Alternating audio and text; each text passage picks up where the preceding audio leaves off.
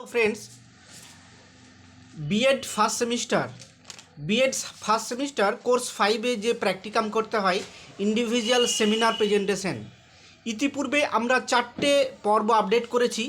Course 5 এর 4টে practicum PPT presentation আমরা update করেছি। সেই ভিডিওগুলি এই ভিডিওর ডেসক্রিপশন বক্সে লিংক দিয়ে দেবো, সেখান থেকে তোমরা কিন্তু সমস্ত টপিক খুব সহজেই দেখে নিতে পারবে কোর্স 5 এর প্র্যাকটিকাম। তো আজকে আমরা শুরু করব। আজকের টপিক হচ্ছে nature and philosophy of social science. তোমরা জানো যে এগুলো পিপিটি প্রেজেন্টেশন অর্থাৎ কম্পিউটার সাহায্যে তোমাকে টাইপ করে এগুলো প্রিন্ট আউট করে তোমাকে প্র্যাকটিকাম হিসাবে জমা করতে হবে। তাই প্রত্যেকটা স্লাইড হিসাবে কিন্তু তোমাকে এই প্র্যাকটিকামগুলো করতে হবে, অর্থাৎ পাওয়ার পয়েন্ট প্রেজেন্টেশনের প্রত্যেকটা স্লাইড হিসাবে তোমাকে টপিক হিসাবে যে টপিক আছে সেই টপিকের স্লাইডগুলো তোমাকে দেখাতে হবে। তো দেখো, এটা হচ্ছে ফার্স্ট স্লাইড। তোমাকে এইভাবে তোমার নিজের নাম, ইনস্টিটিউট, কলেজ রোল নম্বর এইভাবে তোমাকে সাজাতে হবে, টপিক নাম এইভাবে। এটা হচ্ছে প্রথম স্লাইড। এরপর আমরা সেকেন্ড স্লাইডে চলে যাচ্ছি। দেখো, এটা তারপরে হচ্ছে প্রথম ভূমিকা, অর্থাৎ এইভাবে তোমাকে খুব সংক্ষিপ্তভাবে ভূমিকাটা লিখতে হবে, খুব সংক্ষিপ্তভাবে ভূমিকাটা টাইপ করতে হবে, তোমাকে এইভাবে প্রেজেন্ট করতে হবে। এটা হচ্ছে সেকেন্ড স্লাইড। এরপর দেখো উদ্দেশ্যাবলী, অর্থাৎ এই প্র্যাকটিকামটা তুমি করছো কেন, অর্থাৎ এটা করে তুমি কি কি জানতে পারবে, কি কি করতে পারবে, সেটা সেই উদ্দেশ্যাবলী তুমি যদি লিখো তাহলে খুব ভালো হয়।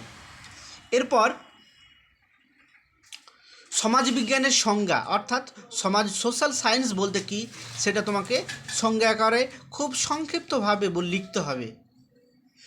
এরপরের স্লাইড দেখো, এর পরের স্লাইড হচ্ছে সমাজবিজ্ঞানের প্রকৃতি। সমাজবিজ্ঞানের প্রকৃতি অর্থাৎ নেচার অফ সোশ্যাল সায়েন্স তোমাকে খুব সংক্ষিপ্তভাবে এইভাবে লিখতে হবে যে সমাজবিজ্ঞানের প্রকৃতি। এর পরের স্লাইডে কি আছে দেখো, সমাজবিজ্ঞানের প্রয়োজনীয়তা।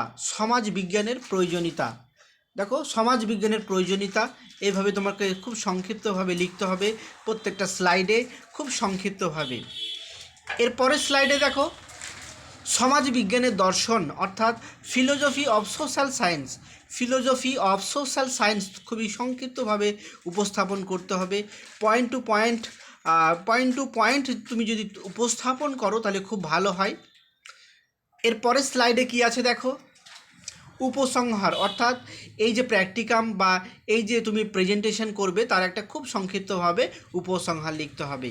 এবং এই যে তুমি এই যে প্রেজেন্টেশন করলে, এই যে টপিক নিয়েছো সেগুলো উপস্থাপন করেছো, এই উপস্থাপনের জন্য তোমাকে কোন কোন বইয়ের সাহায্য নিয়েছো অর্থাৎ রেফারেন্স, সেই রেফারেন্সগুলো এপিএ স্টাইল মেনে তোমাকে লিখতে হবে। অর্থাৎ এই রেফারেন্সগুলো তোমাকে আমেরিকান সাইকোলজিক্যাল অ্যাসোসিয়েশনের যে স্ট্যান্ডার্ড ফরম্যাট আছে সেই ফরম্যাট অনুসারে তোমাকে লিখতে হবে। এবং সব শেষে তোমাকে এই বিষয়টা লিখতেই পারো যে ধন্যবাদ। এইভাবে তোমাকে প্রত্যেকটা স্লাইড তোমাকে এই করে পিপিটি প্রেজেন্টেশন করে তোমাকে প্রিন্ট আউট করতে হবে এবং এক্সটার্নাল সামনে তোমাকে কিন্তু প্রেজেন্টেশন করতে হবে। তো সবাইকে ধন্যবাদ।